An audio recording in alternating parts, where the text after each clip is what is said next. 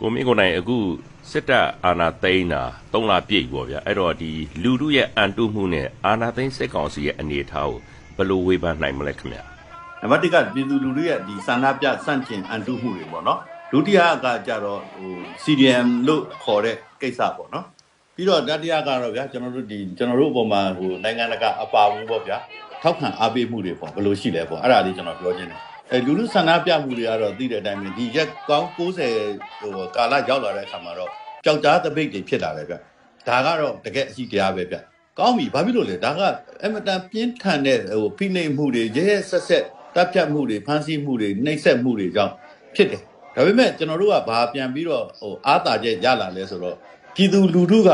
ဘယ်ဟာကိုနားလည်သွားလဲဆိုတော့ဘယ်လိုပုံတံနဲ့ဆက်ပြီးတော့သွားရမယ်ဆိုတာကိုပို့ပြီးတော့နားလည်လာတယ်ဗျာနောက်ဆုံးကတော့ဗျာရှင်းပြောရင်တော့ဒီစစ်ကောင်စီနဲ့ပြည်သူလူထုကြားထဲမှာရန်ငါစီးပြတ်သွားတာပေါ့နော်ဘယ်တော့မှပြန်ပြီးတော့ပေါင်းစည်းလို့မရနိုင်ဘူးဆိုတဲ့ဟာကိုကျွန်တော်တို့ကောင်းကောင်းသိသွားတယ်အဲ့တော့တစ်ချက်တည်းသူကကျွန်တော်တို့ကပြောရမှာဘာလို့လဲဆိုတော့လေကြောက်ကြားသပိတ်ဆိုတာကတကယ်တော့အချိန်မရေးပြန်ပြီးတော့ကြီးထွားလာနိုင်တယ်အချိန်မရေးပြန်ပြီးတော့လမ်းပြည့်အောင်လုပ်လို့လည်းရတယ်ဆိုတာကိုလည်းကျွန်တော်တို့ပြခဲ့ပြီးခဲ့တဲ့ရက်တွေမှာပေါ့နော်နိုင်ငံတကာတွေနဲ့ချိတ်ဆက်ပြီးတော့ပြမယ်နောက် CDM တွေပေါ့ဗျာအဲ့မှာတခုတော့ရှိတယ်နော်ဒီ CDM နဲ့ပတ်သက်လို့ရှိရင်ကျွန်တော်တို့ကဝန်ထမ်းတွေဟာလာရုံးမတက်တာတခုတည်းကိုပြောတာမဟုတ်ဘူးဆိုတာကျွန်တော်တို့အချိန်ချင်းပြောပြီးပြီအခွန်မဆောင်ဘူးဗျာထီမထိုးဘူးဗျာသူတို့ကုန်ပစ္စည်းတွေအာမပေးဘူးဗျာဒီလိုတပိတ်မောက်တဲ့ကိစ္စတွေပါဆိုတော့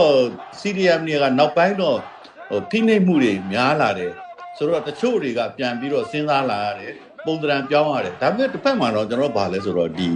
ရဲနဲ့စစ်သားတွေကနေပြီးတော့တပိတ်မှောက်ပြီးထွက်ပြေးလာကြတာပေါ့ဗျာ CDM လောက်တာပေါ့နော်အဲ့ဒါပြီးတော့ပို့ပြီးတော့အင်အားကောင်းလာတယ်ဗျဥပမာဆိုလို့ရှိရင်ဒါရှင်းကြည့်နေမှာဆိုလို့ရှိရင်ပဲပညာရေးနဲ့ကျန်းမာရေးကအဓိကများတဲ့ဝန်ထမ်းတပိတ်တွေကဒါနမူနာအနေနဲ့ကျွန်တော်ပြောတာပါ15000လောက်ရှိတယ်ဗျအဲ့ဒီထဲမှာရဲနဲ့စစ်သားက250လောက်ရှိတယ်ဗျသူတို့ရဲ့တပ်တွေကိုရဲအဖွဲ့တွေကိုစွန့်ပြီးတော့ပြေးလာကြတာအဲ့ဒီအရေးအတွက်တွေကကျွန်တော်ဒါနမူနာပဲပြောပြတာခုနထဲမှာထွေအုပ်ဝန်ထမ်းတွေဆိုလို့ရှိရင်200နီးပါးလောက်ရှိတယ်ဗျအဲ့တော့ဗျာနိုင်ငံတကာရဲ့ထောက်ခံအားပေးမှုအပိုင်းကိုကြည့်ရင်လည်းကျွန်တော်တို့ရဲ့ NUG ကိုကျွန်တော်တို့ဖွဲ့နိုင်ခဲ့တယ်လေဗျာ3လအတွင်းမှာပြည်သူတွေပေးဆက်တိုက်ပွဲဝင်မှုတွေအပေါ်မှာ NUG ကဖွဲ့နိုင်တာဒီတိုင်းကျွန်တော်မိုးပေါ်ကကြာလာတာမဟုတ်ဘူးအဲ့ဒီအားကောင်းမှုတွေပေါ့နော်နောက်ကျွန်တော်တို့တိုင်းသားအဖွဲ့အစည်းတွေနဲ့ဒီလက်နက်ကိုင်အဖွဲ့တွေနဲ့ပေါ့နော်ကျွန်တော်တို့သဘောတူညီမှုတွေရခဲ့တယ်ပူးပေါင်းဆောင်ရွက်မှုတွေရတယ်ထပ်ပြီးတော့လည်းကျွန်တော်တို့အလုပ်တွေအများကြီးဆက်လာမှရှိသေးတယ်နောက်ဘန္နာရေးကိုကျွန်တော်နမူနာတစ်ခုပဲပြောတာပါတခြားပညာရေးကျန်းမာရေးစီးပွားရေးတွေပြောရမယ်ဆိုရင်တော့ဘယ်ပြီးတော့မလဲဗျာဘန္နာရေးတွေမှာလည်းပဲခင်ဗျဘန်နေလေဘန်ဝန်ထမ်းတွေရဲ့ CDM တွေကအောင်ခဲ့တယ်ဗျအခုအချိန်မှလေပြန်ဖွင့်တယ်ဆိုရင်တော့မစေးမမီတော့ဘူးဘာလို့ဘန်ပြန်ဖွင့်လေပြည်သူကကြိုက်လေပဲသူကအကျွေးလာတောင်းပါဘူးဗျအဲ့ဒါဘိုးဘန်အကောင့်တစ်တွေဖွင့်ခိုင်းတယ်ဆိုတော့သူတို့ငွေလိုတယ်ဆိုတာကိုပြနေတာဗျအဲ့တော့ဗျာကျွန်တော်တို့ဒီအာနာရှင်အနေနဲ့ကတော့အာဆီယံမှာတော့မှသူအလံထူပြီးတော့မောင်းလာလို့မရဘူးသူ့ကိုကာချုပ်လိုပဲသုံးနှုံးတယ်နိုင်ငံခေါင်းဆောင်တွေနဲ့အတိမတ်ကိုမပြုတ်ဘူးအဲ့လိုလည်းမသုံးဘူးပေါ့ဗျာနော်အဲ့ဒီမှာသူတို့အနေနဲ့ကတော့အာဆီယံနဲ့ထွက်ပေါက်ယူဖို့ကြိုးစားနေတဲ့အခြေအနေပေါ့ဗျာဒီ CDM လုပ်နေတဲ့ဝန်ထမ်းတွေကိုထောက်ပံ့နိုင်မှုအခြေအနေနဲ့ပတ်သက်လို့ဗာများပြောနိုင်မလဲခင်ဗျာအဲ့ဒီဟာကကျွန်တော်တို့မှာစီးရင်စရာတွေလည်းရှိတယ် CRPH ကနေပြီးတော့ website မှာစဖွင့်ဆိုတဲ့ကအဲ့ဒီ CDM ဝန်ထမ်းတွေလာပြီးတော့စတင်ပြီးတော့ပူပေါင်းပြီးတော့စီးရင်ပေးတာတွေအဲ့မှာရှိပါတယ်တွေ့ရပါလိမ့်မယ်ကျွန်တော်ဇယားနဲ့ပါပေါ်ပြထားပါတယ်เนาะအခုနောက်ဆုံးပေါ့ဗျာကရားပြည်နယ်ဆိုရင်ကျွန်တော်နမူနာပြောပြမယ်ကရားပြည်နယ်မှာဆိုလို့ရှိရင်ဒီရဲသားတွေကယာကနန်းချီပြီးတော့ကို CDM လောက်လာကြတာကျွန်တော်တို့ဒီခိုင်မြဲသောလက်များဆိုတဲ့အဖွဲ့အစည်းအနေနဲ့ပဲเนาะပို့တာเนาะအဲ့ဒီစရင်တစ်ခုပဲကျွန်တော်နမူနာပြောမယ်အဲ့ဒါကျွန်တော်တို့3လစာပေါ့ဖေဖော်ဝါရီမတ်လဧပြီလမှာတန်း900နီးပါးလောက်ပို့နိုင်ခဲ့တယ်ဗျဒါကျွန်တော်အဖွဲ့အစည်းတစ်ခုတည်းအနေနဲ့ပဲပြောပြတော့เนาะကျန်တဲ့အဖွဲ့အစည်းတွေကနေပြီးတော့ဆက်ပြီးတော့ပို့ပေးတာတွေလည်းရှိတယ်ဗျဆိုတော့ CDM ဝန်ထမ်းတွေအတွက်နဲ့ကတော့အခုလောလောဆယ်ဗျကျွန်တော်တို့ကဒီပြောဆိုဆွေးနွေးနေကြတာတွေရှိတယ်ဗျဒီဝန်ထမ်းတွေကိုဖမ်းမယ်စီးမယ်ဆိုတဲ့နီးနဲ့အကြမ်းဖက်လာတာတွေရှိတယ်အဲ့တော့ဝန်ထမ်းတွေတချို့ကတော့ကြတော့အလုတ်အပီးပိုင်ထွက်ပလိုက်ပြီဆိုတာမျိုးဟုတ်တယ်ရတယ်အဲ့ဒါအလုတ်ရှင်နဲ့အလုတ်သမားမှာအလုံးမလုပ်တော့ဘူးထွက်တယ်ဆိုရုံနဲ့တော့သူ့ကိုဖမ်းလို့မရဘူးဗျဒါဘယ်နိုင်ငံတကာဥပဒေနဲ့ပဲဘယ်လိုပဲကြည့်ကြည့်ဗျဆိုတော့သူတို့အတွက်ကတော့အမခံချက်တော့ရှိလို့ရှိရမယ်နောက်အစိုးရပြည်သူအစိုးရလက်အောက်မှာပြန်ပြီးတော့အမှုထမ်းတဲ့ခါကျရင်သူတို့တွေရဲ့เนาะလုံအားနဲ့သူတို့ရဲ့တန်ဖိုးတွေကိုပြန်ပြီးတော့အသုံးချရမှာဆိုတော့ အဲ့ဒါတွေကတော့ဒီပြည်သူအစိုးရနေပြီးတော့အမတ်ကန်ချက်ပေးထားပါတယ်အဲ့လိုတော့ရှိပါတယ်အဲ့တော့နောက်ပြီးတော့ကျွန်တော်တို့ဒီဘန်တွေကိုဘယ်လောက်ယုံကြည်လဲဆိုတဲ့ကိစ္စပဲအဲ့ဒါလေးကဆက်ပြီးတော့ကျွန်တော်ပြောချင်တာဗျာနော်ဥပမာသူမြဝတီဘန်ကနေပြီးတော့ဘာဖြစ်လို့ဒီလောက်တလဟောပြန်ထုတ်ကြရလဲလူတန်းရှည်တွေဘာလို့ပြန်ထွက်လဲအဲ့ဒါသူတို့အတိုင်းဝိုင်းနော်ဘာလို့လဲနံပါတ်1ကဘန်တွေကိုမယုံကြည်လို့ဗျနောက်ပြီးတော့ပြည်သူတွေကဘယ်လိုလဲဆိုတော့သူတို့ဘန်နာကြီးအကြက်တဲကိုသိတယ်ပတ်စံနေပြန်ထုတ်တယ်ဆိုတာ viewer တရက်အနေနဲ့ကိုလောက်တာဗျအဲ့တော့ဆက်ပြီးတော့ဗျကန်ဆန်းတာမျိုးတွေနာဒီလောက်ခုံမင်းတဲ့လူမျိုးကဘာလို့ထိမထိုးတော့တာလဲမယုံတော့ဘူးသူတို့အစိတ်တွေရေမလောင်းဘူးပြည်သူလူတွေရဲ့စဉ်းစားချက်တွေက CDM အောက်မှာအကျုံးဝင်နေတယ်ကျွန်တော်ပြောချင်တာကအဲ့တော့အခုဒီနေ့ဆိုရင်ကျောင်းတွေတချို့ပြန်ဖွင့်တာပေါ့နော်ပွဲလွန်တဲ့နောက်ဆုံးနှစ်တွေအခုမကြခင်မှာပဲတခြားကျောင်းတွေအထက်တန်းကျောင်းစသဖြင့်ပြန်ပြီးဖွင့်ဖို့စစ်ကောင်စီကကြိုးစားနေတယ်ခင်ဗျအဲ့တော့ကျွန်တော်တို့ဆရာမတွေမိဘတွေနဲ့ဒီကျောင်းသားတွေအနေနဲ့အခုဒီကိစ္စပေါ်မှာဘယ်လိုသဘောထားတင်တယ်လို့ကိုမင်းကိုနိုင်ထင်လဲခင်ဗျဟိုကြည့်ရမှာကဒီလိုလေဗျာရည်ရွယ်ချက်ကဘာလဲပေါ့နော်ဟိုစိတ်စေတနာအမှန်နဲ့တကယ်လူငယ်တွေကိုဟိုပညာတတ်စေချင်တာလားဓာတ်ပုံရိုက်ပြီးတော့ဟိုကဘာကိုလှည့်သားချင်တာလားဒါလေးကတော့ဗျာကျွန်တော်တို့ဟိုဝန်ခံစဒန်းပေါ့နော်ကျောင်းတွေဖွင့်နေပါပြီဆိုတော့ပုံကိုလိုချင်ယုံနဲ့နောက်ထပ်ဘာအကျိုးဆက်တွေရမလဲဆိုတာတော့သူတို့စဉ်းစားမိတာမတူဘူးဗျသဘောကတော့ဗျာလူစုပေးလိုက်လို့ကျေးဇူးတင်ပါတယ်ဆိုတာမျိုးတွေသူတို့ကြုံရမှာပါဘာတွေနဲ့တွေ့မလဲတပိတ်တွေနဲ့တွေ့မယ်ကျောင်းနိုင်ရမှာတောင်းလန်တွေပြန်တွေ့ရလိမ့်မယ်ဒါလာတော့မှာနော်ဆိုတော့သူကပုံမှန်လေပတ်နေတာကသူကပြကျင်တာဟုတ်ဗျဒါတွေကတကယ်တော့ခင်မမီတော့ဘူးဒီအကွက်တွေကဆိုတော့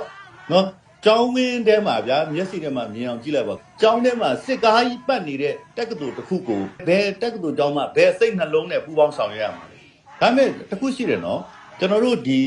NUG အစိုးရလက်ထက်မှာတက္ကသိုလ်ကောင်စီတွေရဲ့အခန်းကဏ္ဍကအမှန်တန်အရေးပါတယ်နော်သူတို့မှလုံနိုင်စွမ်းနေရှိတယ်နော်သူတို့ online ပညာရေးတွေလုပ်ဖို့ပြင်ဆင်နေကြပြီဗျအဲ့တော့လိုရင်းကဒီကျောင်းသားတွေရဲ့မိဘတွေရဲ့စိတ်ထဲမှာစစ်သားတွေကတနက်နဲ့ချိန်ထားတဲ့တက္ကသိုလ်ဝင်းထဲကိုဝင်ရမှာကဘလောက်အာမခံရှိလဲပေါ့ဒါကနံပါတ်1ပေါ့နော်နောက်ပြီးတော့ဒီတိုင်းပြည်မှာဒီလောက်စစ်တပ်ကအနိုင်ကျင့်နေတာကိုပူပေါင်းဆောင်ရွက်မှုလုပ်မယ်မလုပ်ဘူးဆိုတာအဖြေတွေ့ပါလိမ့်မယ်အဲ့ဒါကတော့ကျွန်တော်တို့ကအထူးဘာမှတိုက်တွန်းဖို့မလိုဘူးလို့ကျွန်တော်ယုံကြည်တယ်ဒါဖြစ်လို့လဲဆိုတော့ဒီလူငယ်ကျောင်းသားတွေမှာလည်းသူတို့ကခံစားချက်တင်မကဘူးညံအမျော်မြင်မှရှိတယ်ဗျဘယ်ဟာနဲ့တိုင်ခ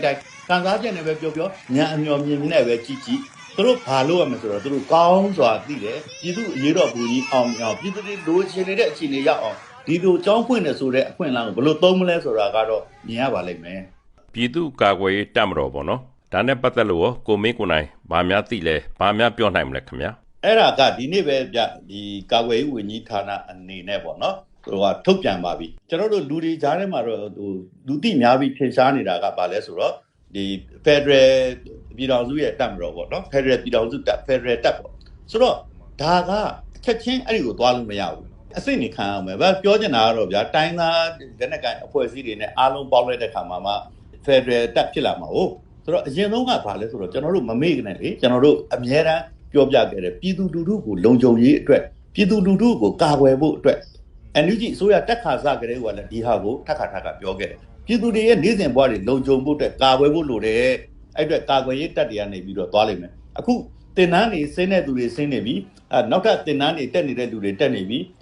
လုံခြုံစိတ်ချတဲ့နေရာတွေမှာလွတ်မြောက်နေမြေတွေမှာပေါ့နော်တင်နန်းတွေကထောင်နဲ့ချီပြီးတော့အတုတ်လိုက်သွားနေကြတယ်ဆိုတော့ဒီဟာကအစိုးရတရားရဲ့အင်္ဂရနဲ့ပြည့်စုံတယ်ဆိုတာပြနိုင်တာလဲပါတယ်ဗျ။ဘာလို့နိုင်ငံတကာကိုကြည့်တဲ့ခါမှာငါတို့မှာလွတ်မြောက်တဲ့နေမြေရှိတယ်ငါတို့မှာပြည်သူတွေရှိတယ်နယ်နိမိတ်ရှိတဲ့အပြင်ကိုပြည်သူကိုကာကွယ်မဲ့တပ်လည်းရှိတယ်ဆိုတာကိုပြနိုင်တယ်။အဲ့တော့လူငယ်တွေကသွားနေကြတယ်။ရုပ်တရက်ကြည့်ရင်တော့ဗျာခေဟောင်းစကားနဲ့ပြောရင်တော့ဒါကိုတောဖူတယ်လို့ပြောကြတယ်ဗျ။ဒါပေမဲ့ကျွန်တော်ဒီလိုတော့ကျွန်တော်မြင်တယ်။ကျွန်တော်တို့တောင်တန်းကြီးစီကိုရောက်ချင်ရင်တောင်တန်းကြီးကကိုယ့်စီလာမှာမဟုတ်ဘူးလေဗျာ။ကျွန်တော်တို့လူသားတောင်တိုင်းစီကိုရှောက်ပြီးတော့သွားရမှာဒီသဘောမျိုးပဲဒါကြောင့်မို့လို့သူတို့ဟာလိုအပ်တဲ့အရာတွေရှိနေတဲ့အဲ့ဒီတိုင်းသားဒေသတွေလွတ်မြောက်နေမြေတွေကိုသွားကြရတာအဲ့ဒီမှာတင်နန်းတွေတက်ကြရမယ်ဟိုတက်ဆင်ရမယ်ပေါ့နော်လိုအပ်ချက်တွေကိုပြည်သူတွေရဲ့အစိုးရပြည်သူတွေရဲ့တပ်ဖွဲ့တွေမှာအားအသာဆုံးအချက်ကဘာလဲဆိုတော့လူထုထောက်ခံမှုအဲ့ဒါပဲပြည်သူတွေတခဲနဲ့ထောက်ခံထားတယ်နောက်ဆုံးရှင်ရပြီဆိုရင်အဲ့ဒီစိတ်ဓာတ်နဲ့ယုံကြည်မှုပဲဘာကိုယုံကြည်တာလဲသိကြပါပြီဆိုတော့အမှန်တရားနဲ့ဓမ္မဘက်တော်သားတွေသာအောင်မယ်ဆိုတဲ့အောင်စိတ်တွေနဲ့ဒီတပ်ဖွဲ့တွေဟာဒီနိုင်ငံရဲ့အပြောင်းလဲကိုအကောင်းဆုံးနဲ့အမြန်ဆုံးလုပ်နေကြပြီလို့ကျွန်တော်အသိပေးတင်ပါတယ်